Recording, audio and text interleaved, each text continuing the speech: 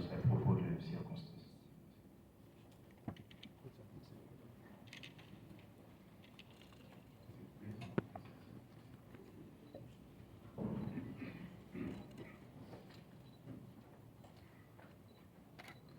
Madame la Présidente du Conseil de la Commission, Mesdames, Messieurs les membres du gouvernement,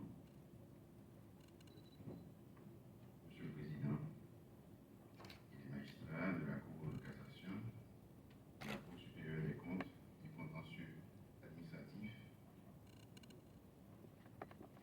Madame, Monsieur du corps diplomatique, Mesdames, Messieurs les hauts fonctionnaires, représentants de l'administration publique,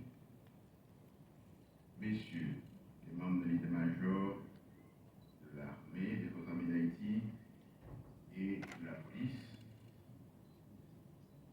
membres de la famille éplorée, distingués invités, chers frères. Nous sommes réunis ici pour célébrer la vie et les contributions à la nation d'un homme remarquable qui, par son grand savoir, par son sens de l'État et du service public, par sa passion pour le droit et la justice, a marqué son époque. Un homme simple, discret, trop discret peut-être, mais dont la forte personnalité et le comportement exemplaire devraient servir de modèle pour des compatriotes jeunes et moins jeunes qui auraient à gagner à mieux le connaître et à l'apprécier. Le président Boniface Alexandre était l'archétype du Virgonus, un véritable homme de bien qui respecte le droit et jouit d'une bonne réputation. Il est de ce calibre d'homme d'une certaine époque qu'hélas, nous trouvons de moins en moins dans notre société.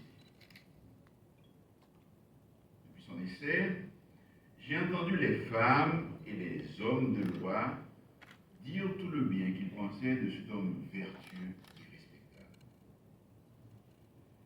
Les nombreuses générations de femmes et d'hommes qu'il a formés et guidés dans les subtilités du droit civil et dans les arcanes de la procédure civile ont parlé mieux que je ne saurais le faire du professeur Alexandre.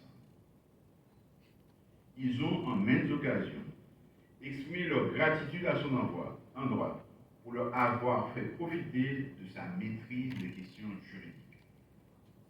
Ils ont témoigné avec éloquence de ceux qu'ils ont tirés de ses enseignements. Le professeur Boniface Alexandre ne s'est pas contenté d'exercer et d'enseigner le droit. Il l'a appliqué aussi bien qu'en tant qu'avocat, tout comme en tant que juge. Et le choix de ce lieu, le palais de la Cour de cassation, pour célébrer les funérailles de ce magistrat de carrière qui a occupé la plus haute fonction de la magistrature de notre pays, est des plus judicieux. C'est une manière pour ceux qui lui ont succédé dans les fonctions de magistrat de notre Cour suprême de signifier à tous leur respect pour ce grand serviteur de la loi, ce magistrat impartial et intègre. Quand, à une phase délicate et difficile de notre histoire, par un concours de circonstances, il a été appelé à assumer les fonctions de chef d'État, homme de devoir, qui a répondu présent, tout en sachant que ce ne serait pas une partie de plaisir. C'est dans ce contexte qu'en tant que membre du Conseil des sages, j'ai eu le privilège de commencer à côtoyer le président Boniface Alexandre. J'imagine que passer du jour au lendemain de la fonction de président de la Cour de cassation à celui de président de la République, ça n'a pas été pour lui une chose aisée. Pourtant, l'homme respectueux des lois et de la Constitution et le démocrate convaincu qu'il était n'a eu aucune difficulté à endosser ses nouvelles responsabilités. Sa solide formation juridique, son expérience de magistrat de la Cour suprême, chargé de veiller à la constitutionnalité des lois et dire le droit en dernier ressort, l'ont certainement aidé de sa lecture des rapports qui devaient exister entre un président de la République et son Premier ministre, qui, avec son gouvernement, a la tâche de conduire la politique de la nation. J'ai été témoin de la franche collaboration et du respect mutuel qui ont caractérisé les relations entre le président Boniface Alexandre et son Premier ministre Gérard Latortue. Cette collaboration qui a été un modèle du genre avait, malgré certaines faiblesses, apporté la preuve que notre régime politique pouvait fonctionner. Malheureusement, ces deux hommes nous ont quittés cette année. Durant son mandat, le président Alexandre, qui est un modèle de rectitude, d'humilité et d'empathie, a œuvré pour bâtir un consensus national autour des défis majeurs auxquels nous faisions face en tant que nation. Il a consacré son passage en politique à la promotion de la paix et à la consolidation des institutions démocratiques. En tant que président de la République, il a toujours fait preuve de sagesse et de pragmatisme dans la recherche de solutions pour apaiser les tensions politiques et sociales, tout en faisant face avec courage et détermination aux énormes défis de l'époque. En tant que membre du Conseil des sages, j'ai eu le privilège de travailler aux côtés du président Boniface Alexandre et de bénéficier de sa sagesse, ainsi que de ses conseils avisés. J'ai toujours admiré sa capacité remarquable à s'élever au-dessus des clivages politiques et à rassembler les différentes parties prenantes, chose qui, comme aujourd'hui, n'était pas alors chose facile. Il avait un souci constant, celui de réconcilier la famille haïtienne, de restaurer dans la plénitude de leurs fonctions nos institutions démocratiques en organisant des élections libres, transparentes et inclusives, ce que son administration a réussi à faire dans de bonnes conditions. Défenseur de la démocratie et de l'état de droit, président de la Cour de cassation et professeur de droit,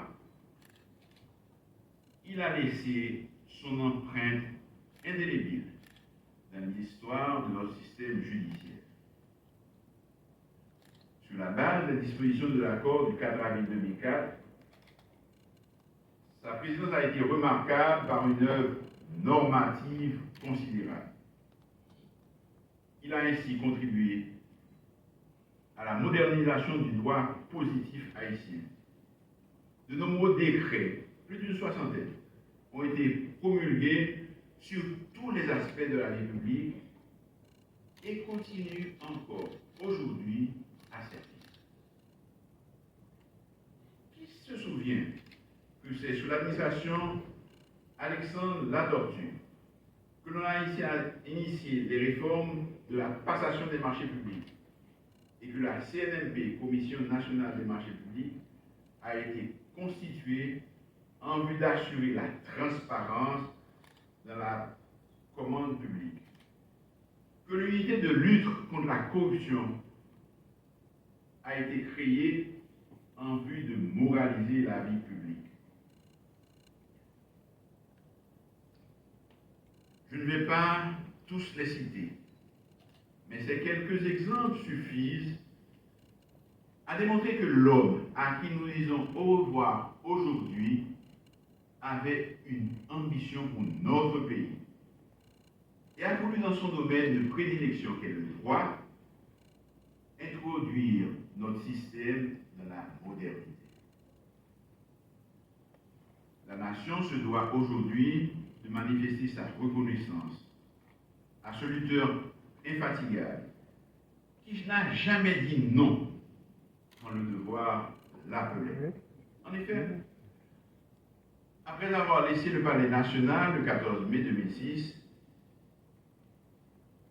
il a pris une retraite bien méritée. Mais ce grand serviteur de l'État n'a pas hésité à continuer à enseigner, à reprendre du service quand il a été appelé à présider l'équipe d'experts chargée de produire un nouveau projet de constitution. Et il est venu personnellement remettre au gouvernement le texte final du projet. Ce document a été transmis au Haut Conseil de la Tradition qui devra très bientôt relancer un débat national sur les changements que nous voulons apporter à notre Constitution. Quand je l'ai vu au début de l'année, il était prêt à continuer à servir. C'est avec le cœur lourd que nous voyons partir cet homme qui a consacré sa vie au service de son pays. Il l'a fait avec honneur, dignité et intégrité. Grâce à sa détermination, à sa vision, à son dévouement à la cause du peuple haïtien, il a contribué à la restauration de la stabilité politique et de l'ordre constitutionnel dans notre pays. Cependant, je le savais préoccupé par la situation qui prévaut actuellement en Haïti. Malheureusement, il nous a quittés sans avoir vu ce réveil citoyen indispensable en vue de remettre la démocratie sur les rails. Lui qui encourageait inlassablement les différents secteurs de la vie nationale à faire montre de dépassement de soi pour parvenir à l'unification de notre pays, polarisé à l'extrême. Je suis certain qu'il aurait aimé voir le pays s'engager sur le chemin qui conduit à la réconciliation et à la stabilité. Sa sagesse et sa capacité à réconcilier les divergences avaient permis de rassembler les Haïtiens autour d'un objectif commun, Haïti. Il nous incombe aujourd'hui de suivre son exemple, parce qu'Haïti en a besoin plus que jamais pour repartir sur de nouvelles bases. Aujourd'hui, nous devons nous souvenir de l'héritage qu'il laisse derrière lui. Un héritage de courage, d'intégrité et de foi dans notre patrie commune. Puisse le parcours exemplaire du cultivateur de gantier, de l'avocat, du professeur de droit, du président de la Cour de cassation, du président de la République, que fut Maître Boniface Alexandre, constituer pour chacun de nous une source permanente